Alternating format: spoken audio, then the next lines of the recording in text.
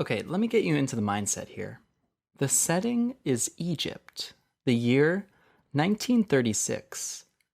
Legend speaks of an ancient Egyptian pharaoh who had hidden a powerful relic in a city consumed by the desert in a sandstorm long ago, and it has been the obsession of archaeologists ever since.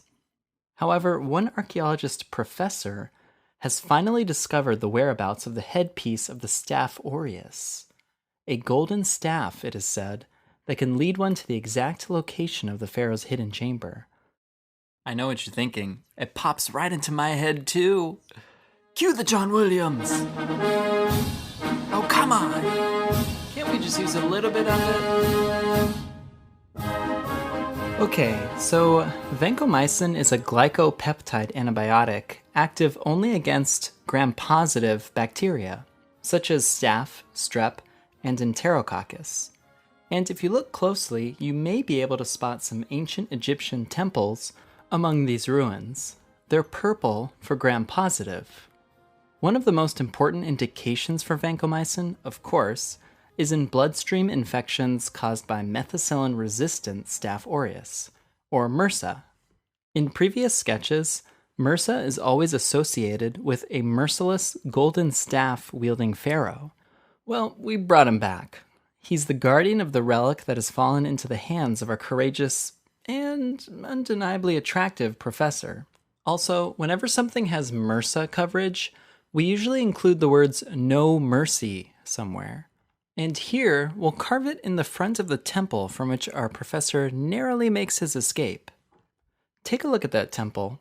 It's spherical, purple, in order to represent the gram-positive cell wall of Staphylococcus.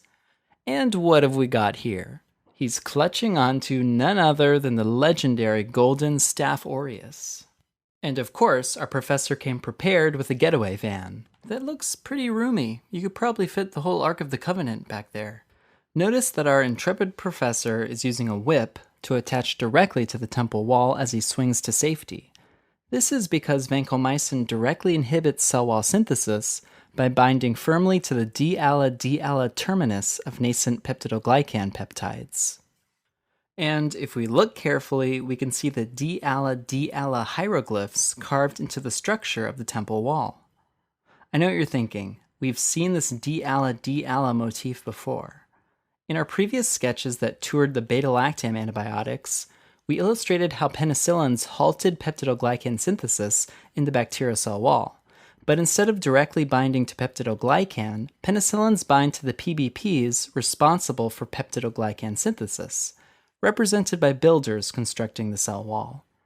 That's why the anti-staphylococcal penicillins, such as nafcillin and oxacillin, can be thwarted by staphylococci that alter these PBPs, making beta-lactams unable to bind.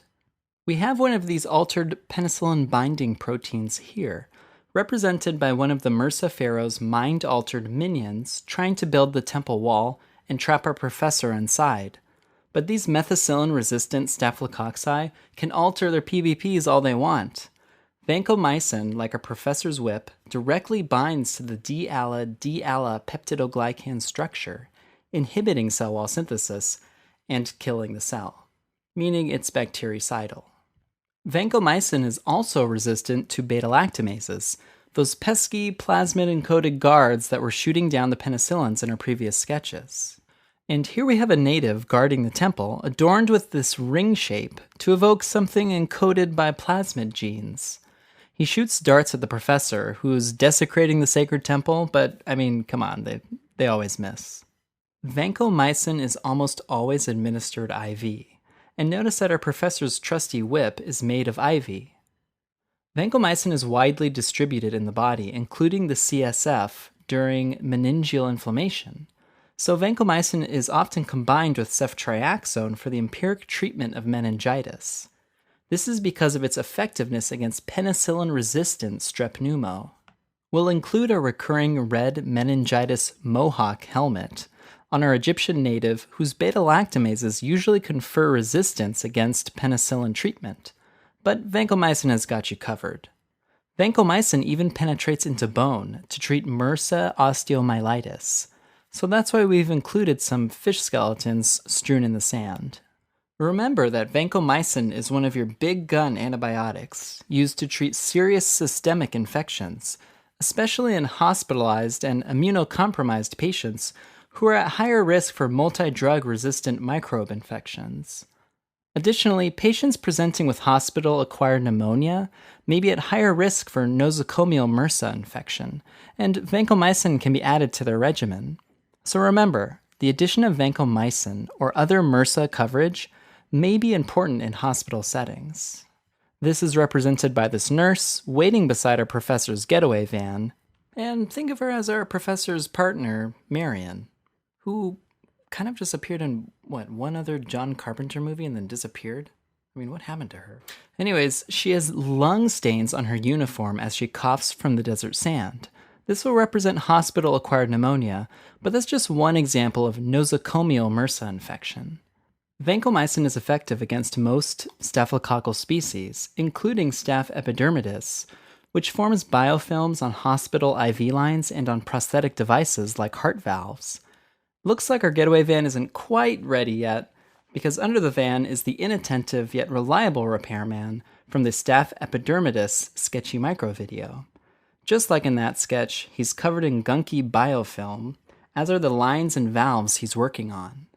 While endocarditis caused by methicillin-sensitive strains of staph, such as Staph epidermidis, are often more effectively treated with an anti-staph penicillin, such as NAF, remember NAF for staph, vancomycin is first line for the empiric treatment of endocarditis. Because of its broad and effective coverage of the usual gram-positive culprits, staph, including MRSA, strep, and sensitive Enterococcus species. Let's make the headpiece of the staph heart-shaped to remind you of the empiric treatment of endocarditis. Vancomycin-resistant Enterococcus species are becoming an important clinical concern.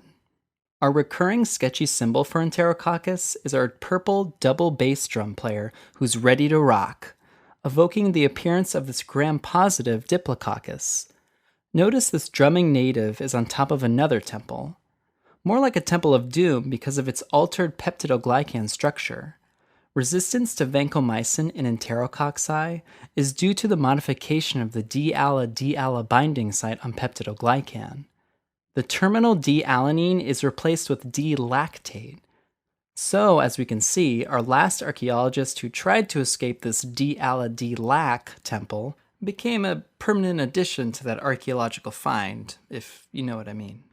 Vancomycin is poorly absorbed in the intestinal tract and administered orally only for treatment of colitis caused by Clostridium difficile.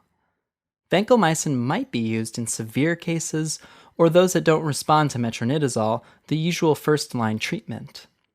Students often remember to take a van to the metro when treating C. diff. Our sketchy micro C. diff video took place in a diarrhea-evoking chocolate factory.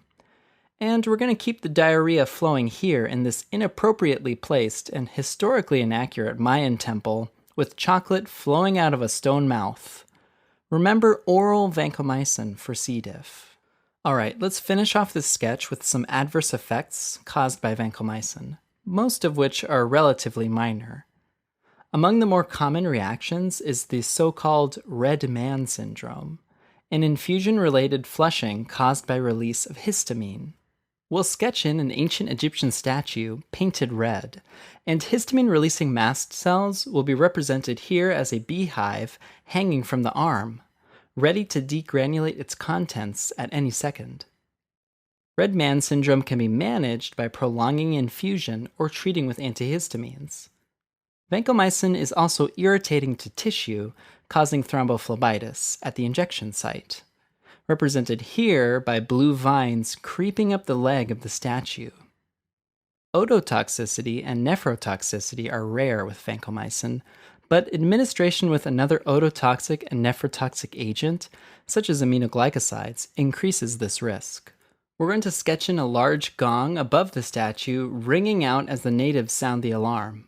One of the big ears adorning the sacred statue of Anubis is cracked and falling for ototoxicity, and one of the golden kidney-shaped plates topples over, representing nephrotoxicity. And for one final side effect, Vancomycin, along with anticonvulsants, allopurinol, and sulfonamides, can cause a rare, potentially life-threatening drug reaction with eosinophilia and systemic symptoms, or DRESS syndrome. It can occur 2 to 8 weeks after exposure with symptoms of fever, generalized lymphadenopathy, and skin rash. To show the associated eosinophilia, we're going to bring back our EO slingshot shooter with a bilobed mask and a pocket full of pink granules. And to specifically remember dress, let's put this angry native in a flowing eosinophilic dress. Alright, let's wrap this thing up. One last thing to note, 90% of vancomycin is excreted by glomerular filtration. Therefore, plasma level monitoring is necessary, particularly in patients with renal dysfunction or on multiple nephrotoxic drugs, to ensure concentrations are therapeutic. To show the undulating plasma levels, we will draw some vans off in the distance traversing the red, undulating dunes. Alright, let's sum up this sketch. Vancomycin binds directly to the D-ALA-D-ALA structure of peptidoglycan and is effective in treating systemic gram-positive infections, including those caused by MRSA. It's given orally for C. diff, and its side effects includes ototoxicity and nephrotoxicity, for which you might need to monitor drug levels. Overall, I feel like this sketch was pretty good. Definitely deserving of a few subpar yet quality sequels, though more than 2 may be a little excessive.